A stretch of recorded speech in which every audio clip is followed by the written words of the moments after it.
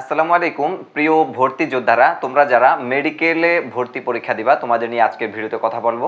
ভিডিওর শুরুতে বলে রাখি, টার্গেট ইউনিভার্সিটি 25 চ্যানেলটি সর্বদা শিক্ষা সংক্রান্ত সকল তথ্য প্রোভাইড করে। তাই যারা যারা চ্যানেলটিতে নতুন আসছো অবশ্যই সাবস্ক্রাইব করে পাশে থাকা বেল আইকনটি বাজিয়ে রেখে আমাদের সাথেই থাকবা। দেখো, বিশ্ববিদ্যালয়ের ভর্তি পরীক্ষা মানে অনেক নাটক, অনেক গুঞ্জন, অনেক কিছু পেরিয়ে এরপর ভর্তি পরীক্ষায় বসতে হয়। তোমরা দেখছো বিগত বছরগুলোতে যারা মেডিকেল থেকে ভর্তি পরীক্ষায় দেয় তাদের কোনো লিখিত অংশ ছিল না, শুধুমাত্র এমসিকিউ দিয়েই কিন্তু তোমরা এখানে অংশগ্রহণ করতে পারতা ভর্তি পরীক্ষাগুলোতে।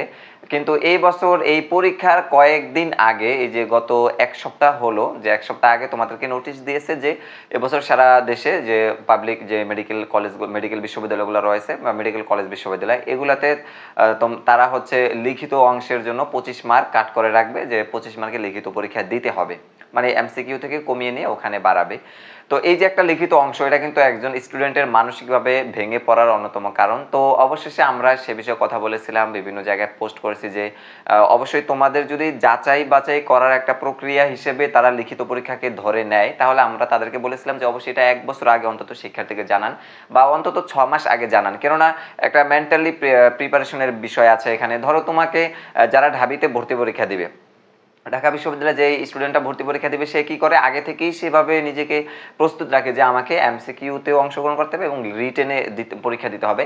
তো যেই শিক্ষার্থীরা ওই রিটেন এবং এমসিকিউ দুইটা মিলিয়ে মানে মেন্টালভাবে প্রস্তুত থাকে, তার জন্য আর এডমিশনে কোনো কষ্ট হয় না। কিন্তু মেডিকেল যারা ভর্তি পরীক্ষা দিবে তারা এতদিন ছিল একমুখী, যেমন এমসিকিউ। এখন নতুন করে যখন পরীক্ষার মাত্র কয়েকদিন আগে, তোমরা জানো যে 12ই ডিসেম্বর তোমাদের কিন্তু ডেট দিয়ে দিয়েছে, মেডিকেল ভর্তি পরীক্ষা 12 ডিসেম্বর হবে। 12 ডিসেম্বর থেকে 19 ডিসেম্বর হওয়ার কথা ছিল, তো এখন মনে হয় 19 ডিসেম্বর নিছে, সম্ভাব্য ডেট ছিল 12 ডিসেম্বর। তো তোমাদেরকে পরবর্তী ভিডিওতে চূড়ান্ত তারিখ জানিয়ে দেবো, হয়তো বা 19 ডিসেম্বর পর্যন্তই চূড়ান্ত তারিখ রয়েছে। তো সেটা হচ্ছে পরে 12 তারিখ বা 19 তারিখ, মাত্র 7-8 দিনের ডিফারেন্ট। সেটা কোনো বিষয় না, বিষয় হচ্ছে তোমাদের এই লিখিত অংশ নিয়ে। তো অবশেষে সেটা নিয়ে কথা বলার কারণে তোমরা যারা এই সচেতন ছিলা, তোমরাও পোস্ট করছো, বিভিন্ন জায়গায় কথা বলছো, আমরা কথা বলছি, তার প্রেক্ষিতে আবার আজকে গতকালকে রাত্রেবেলা এই একটা ব্রিফিং দিয়ে তোমাদের এই লিখিত অংশ আবার উঠিয়ে নিয়েছে, মানে কোনো লিখিত থাকবে না।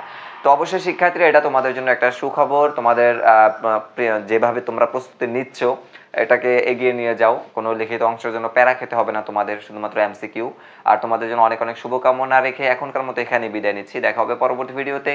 এসএসসি, এইচএসসি এডমিশন সংক্রান্ত সকল আপডেট তথ্য পেতে অবশ্যই আমাদের সাথে থাকবা। আল্লাহ হাফেজ।